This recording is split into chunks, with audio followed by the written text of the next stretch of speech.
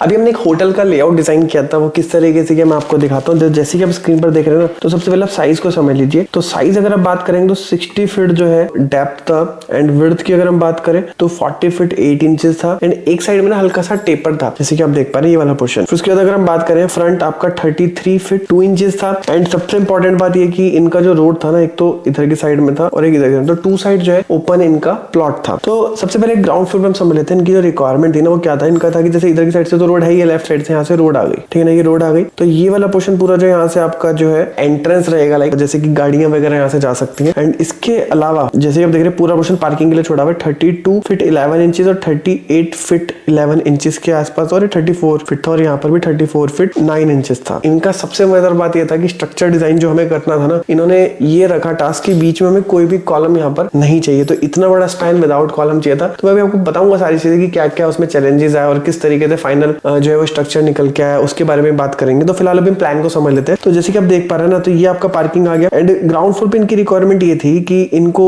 सबसे पहले जैसे कि आपका जो मेन एंट्रेंस है ना, वो आपका यहाँ से था, और इनको थोड़ा सा छोड़ के बनाना था, क्योंकि रोड जहां पर ये बना रहे थे ना, कि रोड वहां पर अगर आती तो वहां पे 2-3 फीट ऐसा ना हो कि वो आपके अगर होटल हम फ्रंट से कवर करेंगे तो वो उसको भी वो जो है डैमेज कर सकता है। तो उन्होंने पहले से मार्जिन छोड़ के चले गए, रोड चौड़ी होती है तो उतना पोर्शन हमारा होटल बच जाए। तो फिलहाल अभी 4 फीट 7 इंचेस और यहाँ से 5 फीट 1 इंचेस के आसपास फ्रंट से इन्होंने स्पेस छोड़ दिया। तो यहाँ से आप देखेंगे तो ये आपका एंट्रेंस आ गया रिसेप्शन से। तो ये जो पोर्शन आपका एंट्रेंस आ गया, तो एंट्रेंस जैसे ही हम करेंगे तो ये पूरा फ्रंट में आपका रिसेप्शन आ गया। रिसेप्शन का साइज है 13 feet 3 inches bye 13 feet 7 inches का। इसके जस्ट सामने आपकी लिफ्ट आ गई, लिफ्ट के चारों तरफ जो यहाँ पे आपकी स्टेयर्स आ गई, एंड यहाँ से आपका ओपन है, यहाँ पे हम विंडो दे करके आपका स्टेयर्स में वेंटिलेशन दे सकते हैं। एंड इनको एक ऑफिस की रिक्वायरमेंट भी थी, तो ऑफिस भी आ गया, जो कि फ्रंट से यहाँ पर जो वो एक रास्ता दे रखा है, जिसका साइज अगेन आपका 8 फीट बाय 13 फीट 3 इंचेस आ गया। इसके साथ में अटैच टॉयलेट आ गया 5 फीट बाय 8 फीट का, और रिसेप्शन के साथ में भी एक जो टॉयलेट आ गया 5 फीट 9 इंचेस का, और इसके साथ में यहाँ पे एक छोटा सा स्टोर दे दिया 5 फीट बाय 13 फीट 3 इंचेस का। तो ये जो पोर्शन है आपका ग्राउंड फ्लोर में भी आपको बता रहा हूँ। अब हम चलते हैं इसके फर्स्ट फ्लोर की तरफ। तो फर्स्ट फ्लोर पे जैसे ही हम चढ़ करके यहाँ से ऊपर आ गए, अब एंट्रेंस करते ही ना अगर आप देखेंगे यहाँ पर सबसे पहले हम आ गए बेडरूम। तो यहाँ पर जो है 4 बेड यहाँ पे आ गया। यहाँ पे साइज है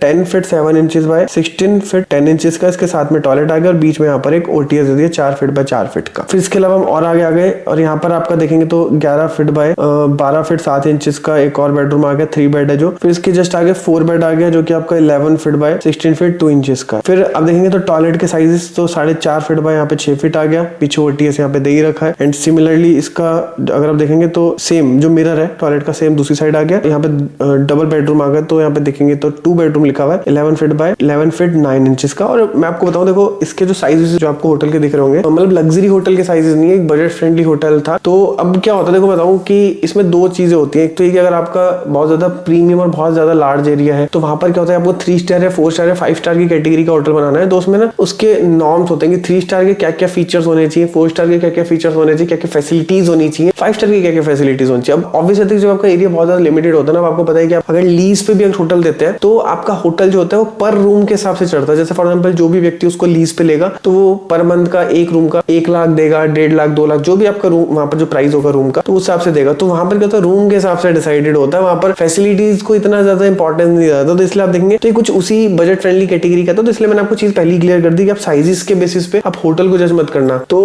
अगर प्रीमियम कैटेगरी है तो फिर उसको उस तरीके से बनाया जाता है। तो फिलहाल अभी आप देख रहे हैं तो आपका 10 फीट बाय 11 फीट का ये एक और आपका बेडरूम यहाँ पर आ गया। इसके साथ में भी आपका टॉयलेट आ गया 4 फीट बाय 7 फीट का। और जनरली मैं आपको बताऊं, देखो 4 फीट बाय 7 फीट या 4.5 फीट बाय 7.5 फीट या फिर 5 फीट बाय 8 फीट, ये साइजेस बहुत ज्यादा इफेक्टिव और एफिशिएंट साइज रहते हैं, क्योंकि इस साइज के अंदर आपकी तीनों चीजें जो है वो अच्छे से कंप्लीट हो जाती हैं, जिसमें कि आपका एक ग्लास के पार्टीशन के साथ आपका शॉवर आ जाता है, एंड इसके अलावा आपकी टॉयलेट सीट आ जाती है वॉल हंग, एंड आपका हैंड वॉश आ जाता है। और फिर भी अगर आप बाथरूम डिजाइनिंग को अगर आप डिटेल में जानना चाहते हैं, सीखना चाहते हैं, क्योंकि बहुत ज्यादा ट्रिकी चीज है, बहुत सारी चीजें होती हैं, तो इसको मैंने एक डिटेल्ड कोर्स भी क्रिएट कर रखा है, जिसका लिंक मैं आपको नीचे डिस्क्रिप्शन बॉक्स में दूंगा, वहां पे जाके चेक कर सकते हैं। फिर उसके बाद हम आगे इसके साथ में एक और बेडरूम आ गया। इसका साइज भी 10 फीट बाय 11 फीट का है, एंड सिमिलरली इसका भी 10 फीट बाय 11 फीट 3 इंचेस का एक और आपका 2 बेडरूम आ गया, जिसका 10 फीट बाय 13 फीट 2 इंचेस का स्पेस है। यहाँ पे भी अगर टॉयलेट देखेंगे तो 4 फीट बाय 8 फीट 5 फीट का साइज है। यहाँ पे 4 फीट बाय 7 फीट 8 इंचेस का है जो ओटीएस का साइज है। और ओटीएस जो है आपका जो फुलफिल कर रहा है दोनों बेडरूम का वेंटिलेशन, दोनों टॉयलेट का वेंटिलेशन, प्लस इसके अलावा जो ओटीएस है ना, वो आपका वेंटिलेशन का काम तो करते करते साथ में आपके जो भी पाइप्स हो गए, एसी के पाइप्स हो गए, फिटिंग्स हो गई, तो उसमें भी काफी हद तक जो है वो हेल्प प्रोवाइड करता है। मतलब मल्टीपल इसके बेनिफिट्स होते हैं। प्लस जैसे अब एसी है, अब एसी मान लिया आपने ओटीएस नहीं है, तो पाइप आपका छत पे जाएगा। अगर आपका बोले 3 या 4 मंजिल का होटल है, तो आपको एसी का बहुत अच्छी खासी कॉस्ट बन जाती है। तो अगर आप एसी की जो आउटडोर है ना उसकी प्लेसमेंट अगर आप स्मार्ट तरीके से करते हो तो काफी लाखों रुपए भी आप इसमें जो है बचा सकते हो, क्योंकि जो भी एसी वाले होते हैं अगर आप उनसे रिकमेंडेशन लोगे तो वो तो आपको वही चीज बताएंगे जिसमें कि उनकी पाइप का जो मीटर है वो आपका बढ़े। फिर इसके बाद हम स्ट्रक्चर पे आ जाते हैं। देखो स्ट्रक्चर के ऊपर मैं सबसे पहले बता दूं कि मैं फुल डिटेल में कभी वीडियो बनाता नहीं हूँ, और बहुत सारे लोगों को लगता है हम स्ट्रक्चर करते भी नहीं, लेकिन हम स्ट्रक्चर डिजाइन भी करते हैं, लेकिन हम फुल डिटेल में इसलिए वीडियो नहीं बनाते क्योंकि अब प्लान तो ये है कि आपने देख के इंस्पिरेशन लेके कर दिया, लेकिन क्या होता है कि स्ट्रक्चर डिजाइन में कोई भी थंब रूल नहीं होता। मान लिया हम जो डिजाइन कर रहे हैं, मान लिया वो हरिद्वार में बन रहा है, उत्तराखंड में बन रहा है, उत्तराखंड आपको पता है कि अर्थक्वेक के हिसाब से बहुत ज्यादा प्रॉन एरिया है, तो हमने उसके अकॉर्डिंग डिजाइन कर रखा है। अब आप मान लिया कहीं और पे बैठ के किसी और लोकेशन बैठ के डिजाइन करेंगे, अब आपको ये नहीं पता कि कितने फ्लोर का होटल है ना, तो वो स्ट्रक्चर को कॉपी करने की कोशिश करेंगे, तो समटाइम्स हो सकता है कि वो चीज काम कर जाए और समटाइम्स हो सकता है वो प्रॉब्लम भी क्रिएट कर जाए, तो वो एक सेंसिटिव पार्ट है। तो इसलिए मैं जो है उसके ऊपर कभी वीडियो नहीं बनाता, क्योंकि मैं नहीं चाहता कि आप उस पर्टिकुलर चीजों को देख के आप अप्लाई करने की कोशिश करेंगे। सर्कमस्टेंसेस बहुत डिफरेंट है, तो स्ट्रक्चर में कोई भी थंब रूल नाम की चीज नहीं होती है स्ट्रक्चर में। तो बस मैं एक चीज शेयर कर देता हूँ। तो